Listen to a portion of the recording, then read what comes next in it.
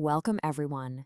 Today, I'm going to put on my senior site reliability engineer hat and show you how to take a chaotic 45-minute payment outage and transform it from a complete nightmare into an absolute gift for your system's future.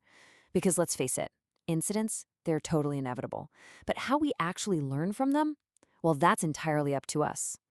I mean, we have all seen, or hey, maybe even written, a panicked 3-sentence blame email exactly like this one, right?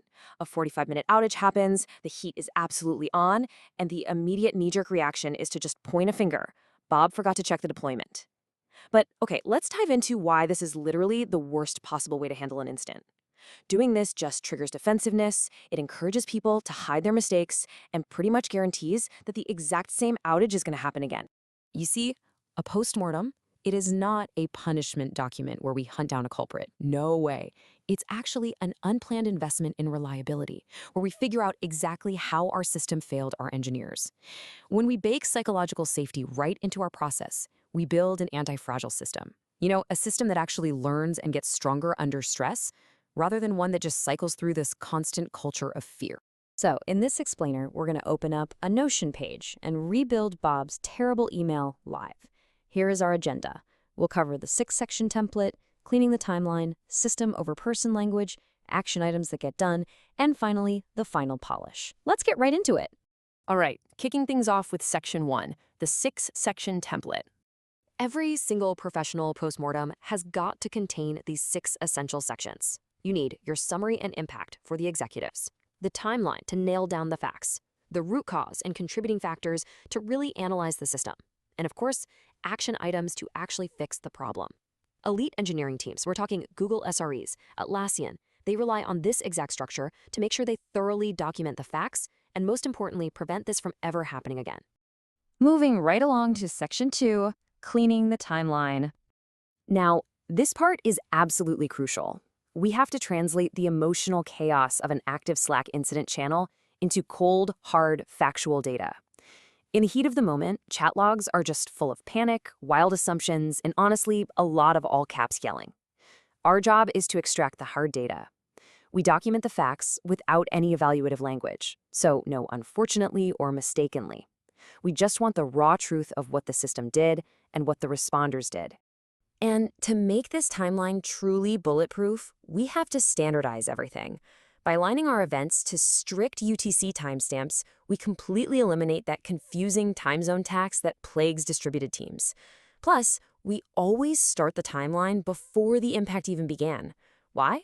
Well, it helps us spot those subtle, ambient warnings we might have missed, and it completely removes hindsight bias from our analysis. All right, up next is Section 3, System over Person Language. This right here brilliantly illustrates a massive cultural shift.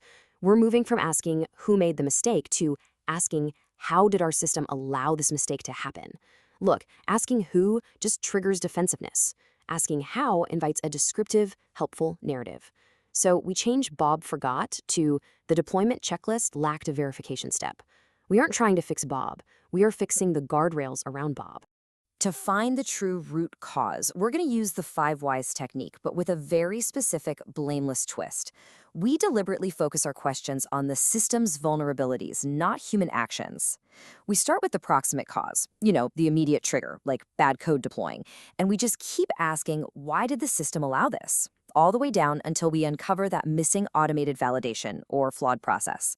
So here's the absolute crucial takeaway. If you stop your investigation at human error, you haven't actually learned a single thing about your system. As safety science experts constantly remind us, human error is simply a symptom of deeper trouble. If your big takeaway is just telling Bob to be more careful next time, well, you are practically scheduling your next major outage. Which brings us to Section 4, action items that actually get done. We absolutely do not want vague promises here. We need a strict formula.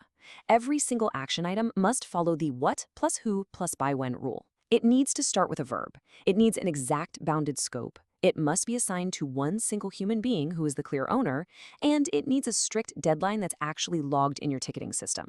Notice how the bad example on the left is just this endless, unmeasurable process. Investigate deployment issues. Yeah, that is exactly where good intentions go to die. The good example on the right, though, it's a highly specific, measurable outcome. Implement automated tests by November 15th, owned by Sarah. That is how you guarantee systemic improvements actually get shift. Finally, we arrive at Section 5, the final polish. We complete our template by writing a really crisp 2-sentence executive summary right at the top. We're quantifying the exact business impact using hard metrics. We specify it was a 45-minute degradation, that 14% of requests threw 5xx errors, that there was 0 data loss, and that we identified 3 systemic fixes. This gives stakeholders exactly what they need at a glance without relying on terrifying, overly broad words like total outage, especially if it really wasn't one. Just look at what we've done here.